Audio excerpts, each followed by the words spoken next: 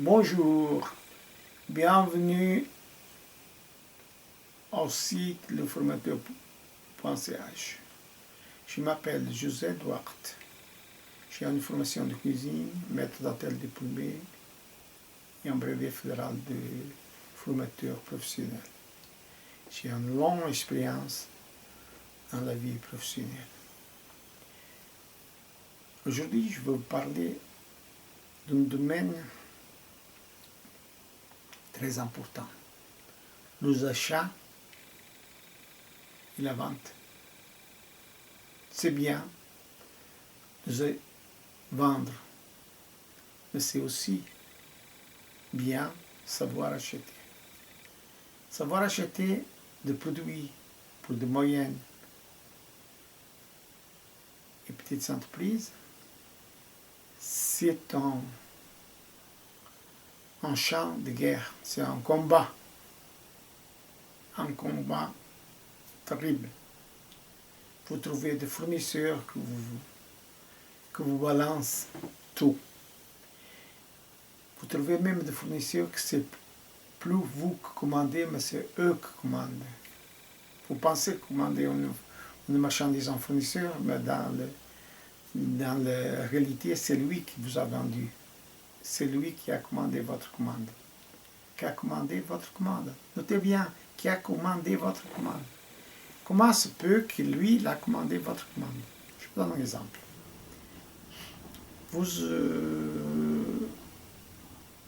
Vous voulez acheter un fromage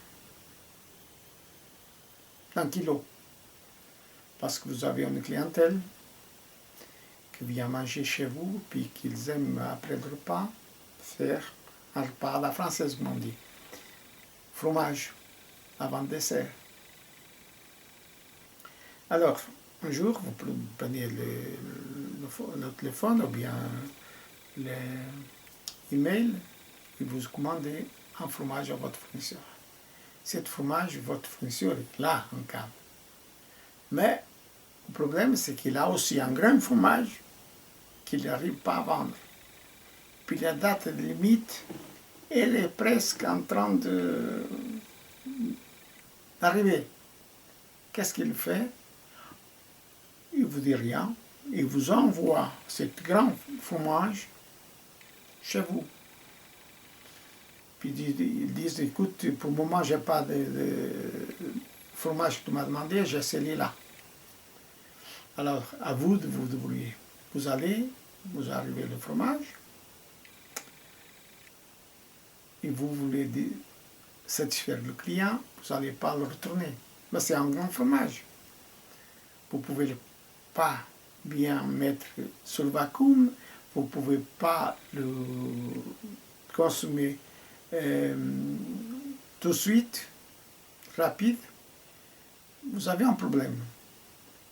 Je vous donne l'exemple de fromage. Je pouvais vous donner des autres marchandises. J'ai pas ça, je vous renvoie ça. Puis ça. Saucisson, de l'huile, de tout. Ça veut dire,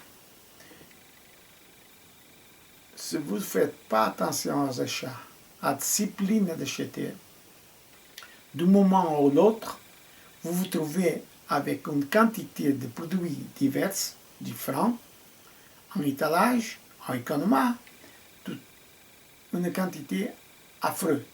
Vous perdez même le contrôle de prix parce que celui-là, fournisseur, il dit, celui-là, je n'ai pas l'autre pour le moment, mais celui-là, il te coûte plus 2 centimes, 1 centime, mais c'est l'idéal. Puis, vous le voyez, vous ne voulez pas casser l'amitié avec le fournisseur, qu'est-ce que vous allez faire?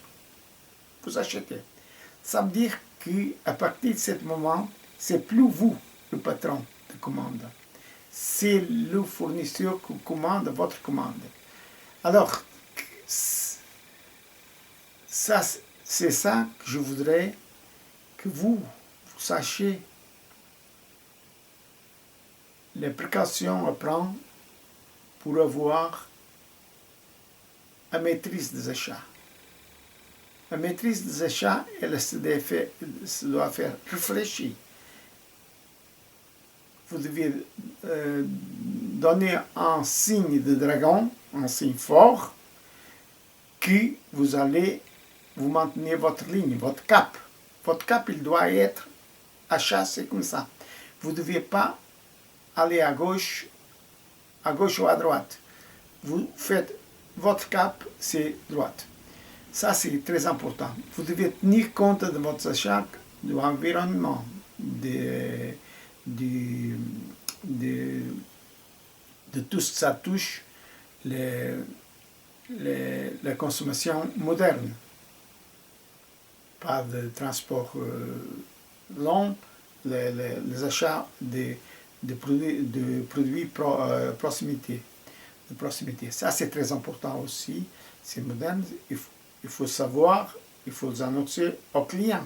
Il faut que le client il sache quelle c'est votre politique d'achat pour pouvoir aussi vous évaluer sur votre démarche de responsabilité de vente. Après, le calcul pour la vente. Pour la vente, si vous avez un restaurant, c'est facile. Vous calculez. Mais vous ne calculez pas ad hoc. Ah, acheter pour 2, je vends pour 4. Ça, c'est... Vous n'êtes pas pour 6 ou pour 5. Vous êtes en train la vente elle est en train d'augmenter 100 ou 200 ou 300%. Non, vous devez utiliser toujours la même logique. Travailler avec le calcul. Faites une feuille Excel et je vous explique plus loin dans une vidéo. Et vous faites votre calcul sur la feuille Excel, comment on doit acheter et calculer la vente. Toujours en rapport à votre charge. Charge fixe. Charge fixe, c'est quoi? C'est la charge de location, c'est les frais de personnel, c'est la charge de frais c'est le salaire, les frais de salaire, c'est son charge fixe. C'est comment on dit, la TVA, c'est pas une charge, mais vous devez tenir compte de la TVA, vous devez faire une comptabilité à part de la TVA séparée pour faire le décompte et payer votre TVA. Ça dépend du système que vous avez choisi. Ça, je vous explique aussi plus loin. Mais quand vous avez ça, quand vous avez couvert ça avec votre pourcentage de rendement, vous ne devez pas venir riche comme d'un jour au lendemain. Du jour au lendemain, pour venir riche, il y a seulement une façon. Jouer à l'autre et gagner à l'autre. Ou bien aller voler une banque. Ça me vaut jusqu'à la prison. Alors, je vous donne une explication que plus tard je mets sur une vidéo pour avoir cette démarche. Avec la vente, avec les achats, vous devez tenir en compte la date limite de périssement.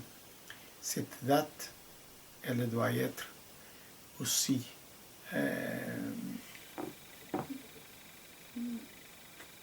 notée avec un tableau ou bien avec le produit ou bien faire pour la date de périssement chaque semaine je vais contrôler mon produit, chaque mois mon produit. Pas oublier de faire des promotions